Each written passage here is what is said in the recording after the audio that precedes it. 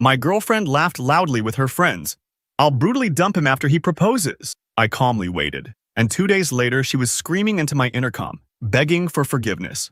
I, 29M, have been dating Patricia, 27F, for 3 years.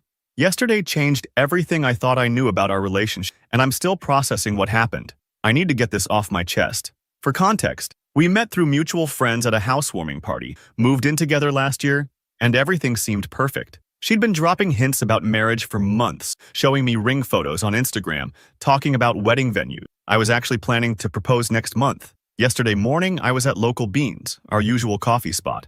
I was in the back corner with my laptop, wearing my earbuds but not playing anything, just trying to focus on some work. That's when I heard familiar laughter. Patricia was there with her friends Gladys and Mary. They sat at the table right behind me, didn't notice me because of the tall booth divider. At first, I was just going to say hi, but then I heard my name.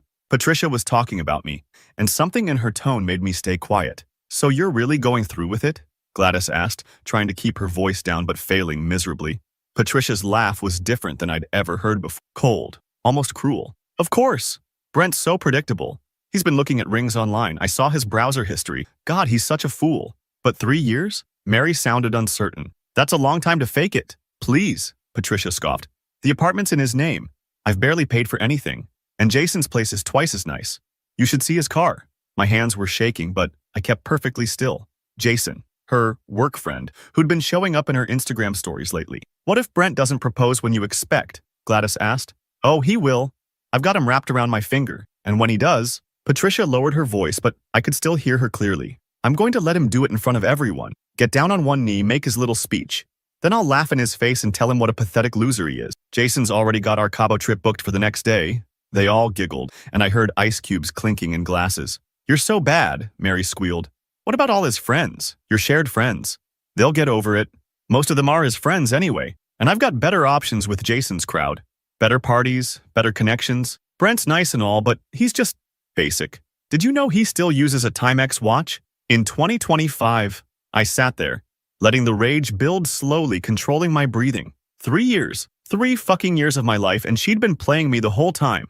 "When's D-Day?" Gladys asked. "He always does big things at Giovanni's, that Italian place he thinks is fancy." More laughter. "I give him 2 weeks max. I've been sending him photos of that princess-cut ring from Somerset Jewelers all week." They talked more about Jason, about their secret dates, about how Patricia had been stashing away money from our joint account. Everything she said made me grip my phone tighter, but I didn't move. I just kept recording. Finally, they left. I watched through the window as they got into Patricia's car, still laughing. She had no idea I'd heard everything. No idea that I'd recorded her entire confession on my phone. I drove home in a daze, but my mind was already working on what to do next.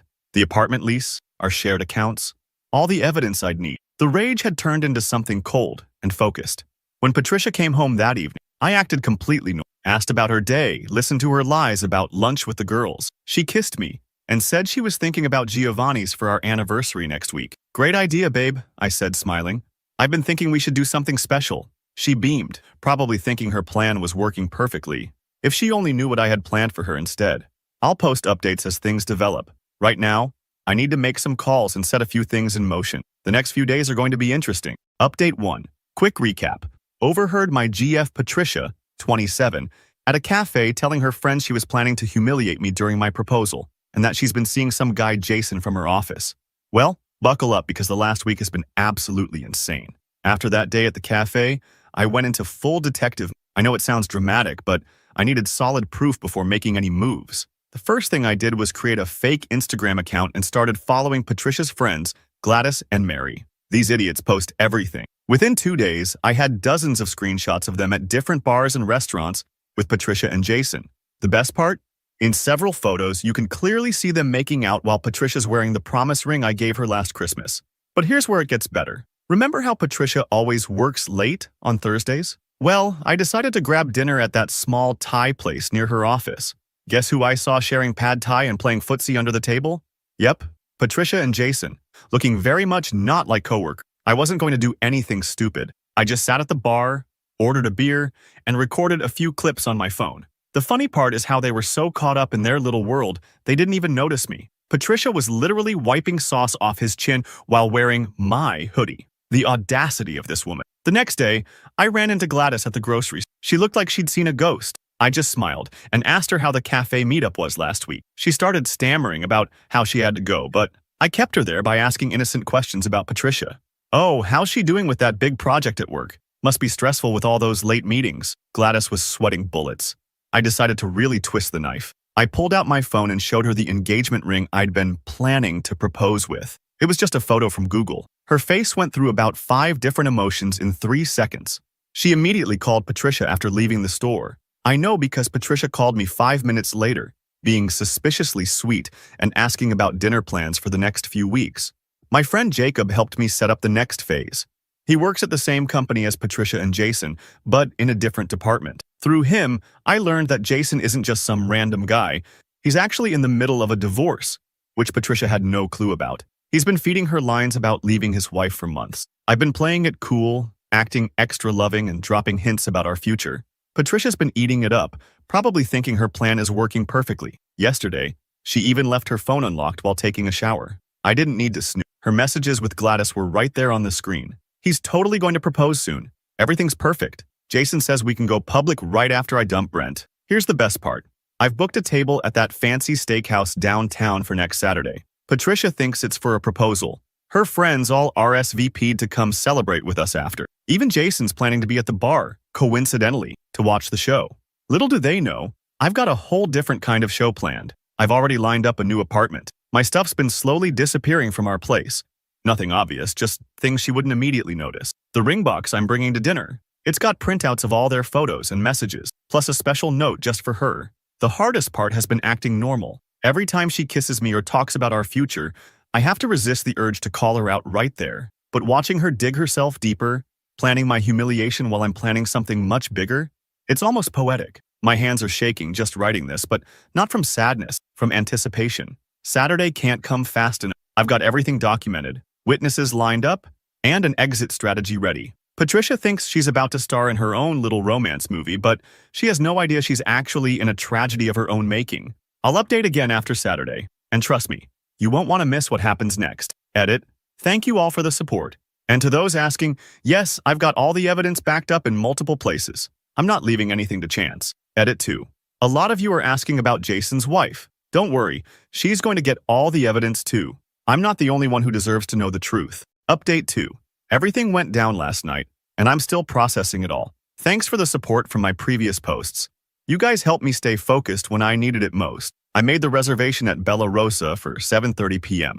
It's not some fancy 5-star place, but it's the nicest Italian restaurant in our area, and Patricia had been dropping hints about it for months. I knew her friends Gladys and Mary would be there. They'd been texting her all day about the special night. Little did they know, I wore that blue suit Patricia always said made me look handsome, picked her up at 7, and she was practically glowing. She kept checking her phone during the drive, probably texting updates to her friends and Jason. I just kept smiling, remembering how she'd laughed about her plan to humiliate me. The restaurant was busy, perfect. Her friends were already there, phones ready to capture the moment. I spotted Jacob sitting at the bar, right where we planned. Patricia was getting fidgety by dessert, probably wondering when I'd get down on one knee. That's when I did something she didn't expect. I stood up, but instead of reaching for my pocket, I picked up my wine glass. I'd like to make a toast, I said, loud enough for nearby tables to hear. Patricia's face lit up. Gladys already had her phone out. To Patricia, I started, who's been sharing my life for 3 years. She was beaming. Who's been sharing her life with Jason from accounting for the last 8 months? The smile froze on her face. I pulled out my phone and played the recording from the cafe. Her voice filled our corner of the restaurant. I'll brutally dump him after he proposes. Jason and I already have plans for a weekend getaway to celebrate. The color drained from her face.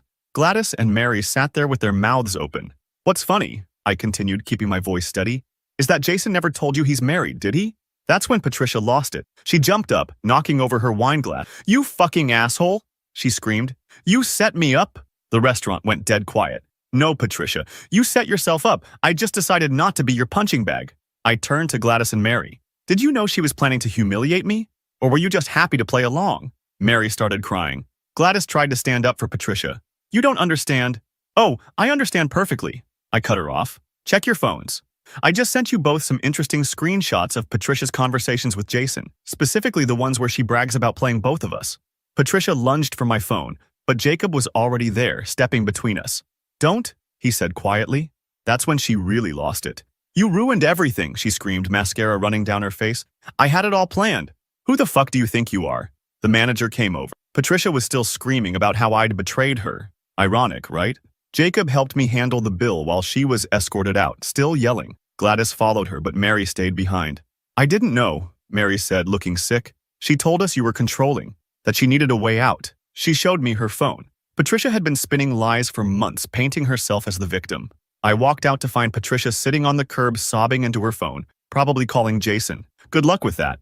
His wife found out last week. Gladys was trying to comfort her, but backed off when she saw me. "How could you do this to me?" Patricia whimpered. The rage was gone, replaced by something pathetic. "I loved you." "No," I said. "You loved what I could give you. There's a difference."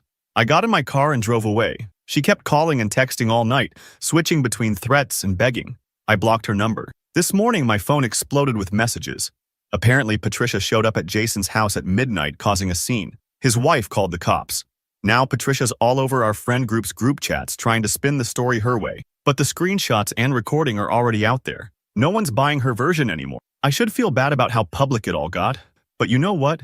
After hearing her laugh about planning to humiliate me in front of everyone, this feels like karma. Jacob's taking me out for drinks tonight. Said I need to decompress after all this. He's right.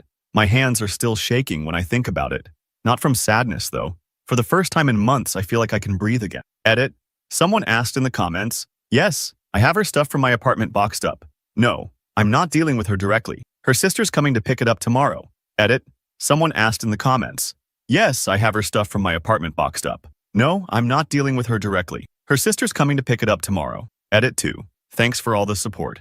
And no, I'm not interested in your sister/cousin/friend who would never do something like this. I need some time to myself. Finally, update.